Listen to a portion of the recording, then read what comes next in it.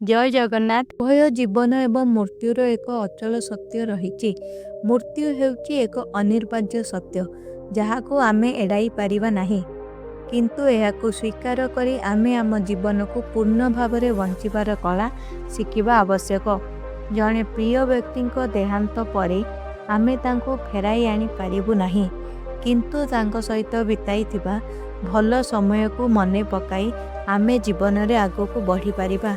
आमे जेते कष्ट भोगु एहाकु ग्रहण करी जीवनर वास्तवता को बुझिबा उचित, कारण ताहा हेउची जीवनर सर्वश्रेष्ठ ज्ञान। आसंतु एहाकु आमे कहानी माध्यम रे बुझिबा। बहु पूर्वरु एक छोट ग्राम रे जणे महिला रहुथिले जहांक नाम थिला चंद्रिका।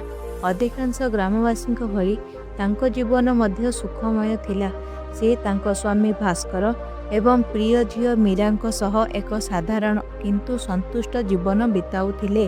तांको घर हस एवं आनंद रे परिपूर्ण थिला। तांको आखिरे केवल गोटे स्वप्न थिला जे निज परिवार सहित प्रत्येक मुहूर्त बिताइबा। किंतु दिने हठात एक तीव्र ज्वर भास्कर को ग्रास कला। किछि दिन परे से एही दुनिया छाड़ी चली जाइतिले। चंद्रिकार दुनिया अटकी गला। एकदा खुशी रे परिपूर्ण तार दुनिया शून्य रे परिणत हो जाइथिला। प्रतिदिन सकाळे से आखि खोलिबा मात्रे भास्कर को मने पकाइले। तांको मनरे एकमात्र प्रश्न थिला, मो स्वामी को फेराई आनिबार कौनसी उपाय अछि कि? ग्रामवासी माने तांको सांत्वना देबाको चेष्टा करिथिले, किंतु चंद्रिकांको जंत्रणा गभीर थिला। से एही जंत्रणा को किभली सह्य करिवे जानि पारु नथिले।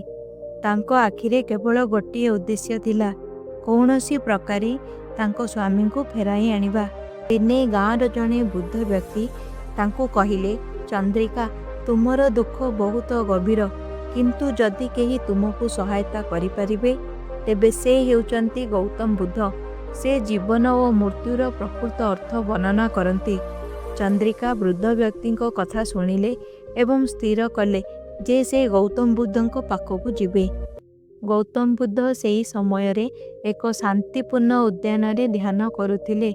जेतेबेले चंद्रिका तांको पाखरे पहुँचिले, से तांको पाद तले मुंड नोई कहिले, भगवान मो जीवनर सबुठारु प्रिय व्यक्ति मो स्वामी आउ एही दुनिया रे नाहंती। दयाकरी मते कुहंतु से किपरि फेरिबे। बुद्ध शांत भावरे तांको कथा सुनिले एवं तापरे कहिले, चंद्रिका तुमर दुखर कारण हेउची तुमे मृत्यु को बुझी पारिलो नाही। जीवनर सत्य हेउची जे मृत्यु निश्चिंत अटे। जेतेबेले जणे व्यक्ति मरी जाए से केबे भी जीवन को फेरी पारिबो नाही। आपणको स्वामी आउ एही दुनिया रे नाहंती एवं एहाकु ग्रहण करिवार समय आसीछि। चंद्रिकार आखिरे लुह थिला, किंतु से बुद्धंको कथा बुझी पारिले नाही। से कहिले, आपण बुझु नाहंती, स्वामी मो पई सबु किछि थिले, तांकु फेराई आनिबा पई आपण मते कौनसी उपाय परामर्श दे पारिबे कि? गौतम बुद्ध कहिले, चंद्रिका तुमर दुख गभीर एवं मु ताहा बुझी पारुछि, किंतु आपणक दुख एक स्वतंत्र उपाय रे समाधान होई जिवो। आपण गोटे काम करंतु, गाँर प्रत्येक घरु मुठाए सोरिष आणंतु, किंतु गोटे शर्त अछि। सोरिष मागिबाकू आपण जेउ घर को जांतु ना काहेकि, सेठारे केई निज प्रियजन को हराई नथिबे। एहा सुनी चंद्रिका अनुभव कले जे एहा एक अति सरल प्रतिकार। से बिना विलंबरे गाँर प्रत्येक घर को जिबाकू निष्पत्ति नियंती।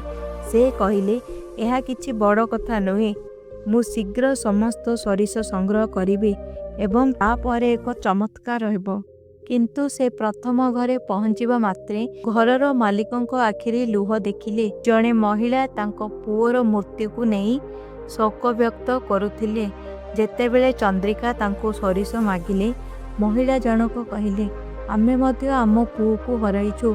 एही दुख को सह्य करिबा कष्टकर, किंतु एबे कौन करा जाई परिबो? चंद्रिका बुझी पारिले जे एहा सेई घर नुहे जेउठारु सोरिष मिली पारिबो। से दुख प्रकाश कले एवं परवर्ती घर को चली गले। अन्य घरे मध्य समान अवस्था। जणे माँ तांको झीयर मृत्यु को नहीं शोक प्रकाश करुछंती। चंद्रिकांको हृदय आहुरी भारी होईगला। से भाबिले କ'ଣ ହେଉଛି? ପ୍ରତ୍ୟେକ ଘରେ ଦୁଃଖ ଅଛି। ତୃତୀୟ ଘରେ ମଧ୍ୟ ସମାନ ଘଟଣା ଘଟିଥିଲା। ଚନ୍ଦ୍ରିକା ଆହୁରି ଅନେକ ଘରକୁ ଯାଇଥିଲେ, କିନ୍ତୁ ପ୍ରତ୍ୟେକ ଘର ପ୍ରିୟଜନଙ୍କ ମୃତ୍ୟୁରେ ଶୋକ ପ୍ରକାଶ କରିଥିଲେ। ସେ ନିରାଶ ହୋଇ ବୁଦ୍ଧଙ୍କ ପାଖକୁ ଯାଇ କହିଲେ, ହେ ମହାତ୍ମା, ମୁଁ ପ୍ରତ୍ୟେକ ଘରୁ ସୋରିଷ ମାଗିଲେ, କିନ୍ତୁ ପ୍ରତ୍ୟେକ ଘରେ ଦୁଃଖ ଥିଲା। ଗାଁରେ ଏପରି କେହି ନାହାନ୍ତି ଯିଏ ପ୍ରିୟଜନଙ୍କୁ ହରାଇ ନାହାନ୍ତି। ଏବେ ମୁଁ କ'ଣ କରିବି? ବୁଦ୍ଧ କହିଲେ, ଜୀବନର ଚିରନ୍ତନ ସତ୍ୟ ହେଉଛି ଯେ କେହି ମୃତ୍ୟୁକୁ ଏଡ଼ାଇ ପାରିବେ ନାହିଁ। ମୃତ୍ୟୁ କାହାକୁ ଛାଡ଼େ ନାହିଁ। ଆମେ ଆମର ମୃତ୍ୟୁକୁ ସ୍ୱୀକାର କରି ଆମ ପାଖରେ ଯାହା ଅଛି ସେଥିରେ ସନ୍ତୁଷ୍ଟ ରହିବା ଉଚିତ। ଜୀବନ ଉତ୍ଥାନ ପତନରେ ପରିପୂର୍ଣ୍ଣ। ମୃତ୍ୟୁ ଏକ ସତ୍ୟ, କିନ୍ତୁ ଜୀବନର ସୌନ୍ଦର୍ଯ୍ୟ ମଧ୍ୟ ସେତିକି ବାସ୍ତବ। ନିଜ ପ୍ରିୟଜନଙ୍କୁ ମନେ ରଖନ୍ତୁ, କିନ୍ତୁ ନିଜ ଜୀବନ ବଞ୍ଚିବାର ଅଧିକାରକୁ କଦାପି ତ୍ୟାଗ କରନ୍ତୁ ନାହିଁ। ଚନ୍ଦ୍ରିକାଙ୍କ ଚେହେରାରେ ଏକ ନୂଆ ଚମକ ଦେଖିବାକୁ ମିଳିଥିଲା। ସେ କହିଲେ, ମହାତ୍ମା, ଆପଣ ମୋତେ ଜୀବନର ସବୁଠାରୁ ବଡ଼ ସତ୍ୟ ଶିକ୍ଷା ଦେଇଛନ୍ତି। ଏବେ ମୋତେ ମୋ ସ୍ୱାମୀଙ୍କ ସ୍ମୃତିରେ ହଜିବା ଦରକାର ନାହିଁ। ତାଙ୍କ ଦ୍ୱାରା ଦିଆଯାଇଥିବା ଖୁସି ଉପଭୋଗ କରି ମୋତେ ଜୀବନ ବଞ୍ଚିବାକୁ ପଡ଼ିବ। ଯଦି ଆପଣ ଏହି କାହାଣୀକୁ ପସନ୍ଦ କରନ୍ତି, ଦୟାକରି ଭିଡ଼ିଓଟିକୁ ଲାଇକ୍ ଏବଂ ସେୟାର କରନ୍ତୁ।